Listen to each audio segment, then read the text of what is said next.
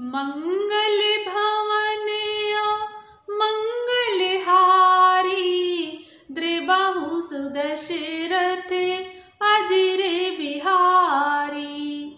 सियापति रामचंद्र जी की जय। नमस्कार, मैं राजेश्वरी सिंह। मेरे यूट्यूब चैनल तुलसीकृत रामचरितमानस में आप सभी का हार्दिक स्वागत है। इस एपिसोड में दोहा नंबर 153 से दोहा नंबर 156 तक का वर्णन है।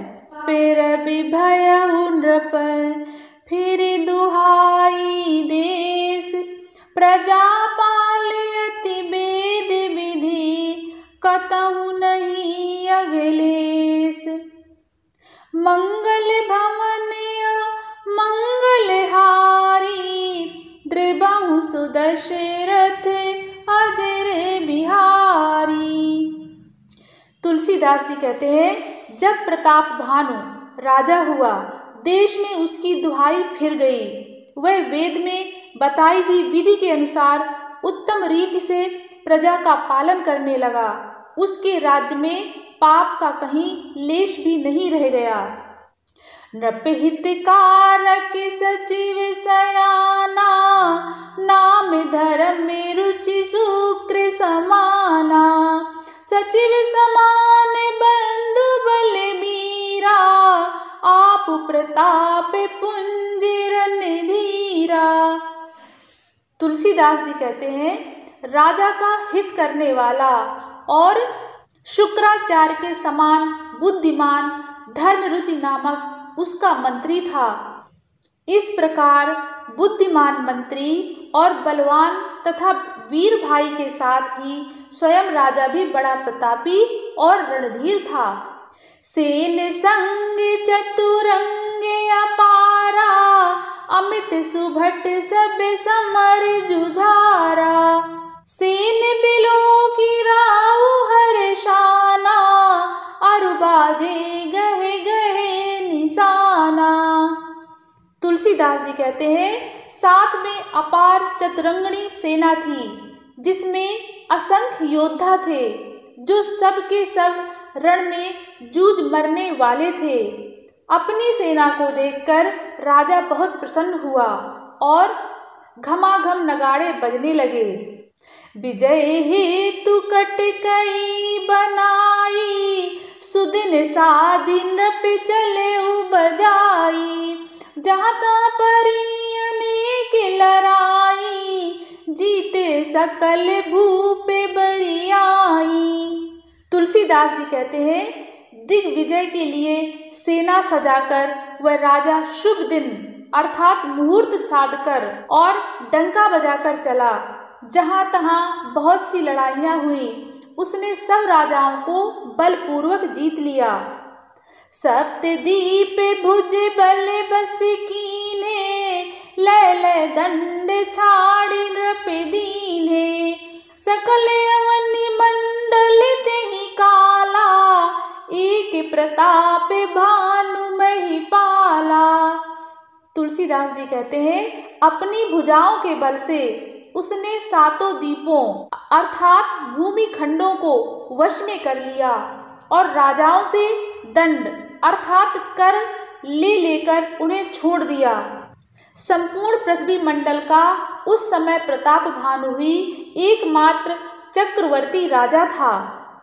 स्वबस विश्व करि बाहुबल, निजपुर कीन प्रवेशु। अर्थ धर्म कामादि सुख, सेवई समय नरेशु। मंगल भवनया मंगलहारी, द्रिबाहु सुदशरथ अजिरे बिहारी।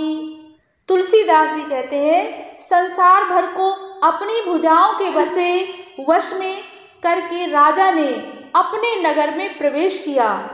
राजा अर्थ धर्म और काम आदि के सुखों का समयानुसार सेवन करता था।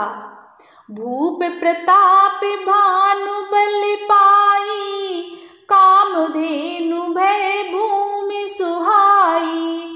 सब दुख बरजित प्रजा सुखारी, धर्मशील सुंदर नर नारी। तुलसीदास जी कहते हैं राजा प्रताप भानु का बल पाकर भूमि सुंदर कामधेनु अर्थात मनचाही वस्तु देने वाली हो गई।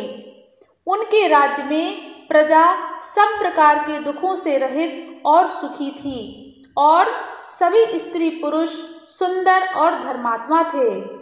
सचिव धर्म में रुचि हरिपद प्रीति, नृपहित हेतु सिखव नित नीति। गुरु सुर संत पितर मही देवा, करहि सदा नृप सबके सेवा। तुलसीदास जी कहते हैं धर्म रुचि मंत्री का श्री हरि के चरणों में प्रेम था। वह राजा के हित के लिए सदा उसको नीति सिखाया करता था। राजा गुरु देवता संत पितर और ब्राह्मण इन सबकी सदा सेवा करता रहता था। भूप धर्म में जे वेद बखाने, सकल करई सादर सुख माने। दिन प्रतिदेय विविध विधि दाना, सुनहि शास्त्र बर वेद पुराना।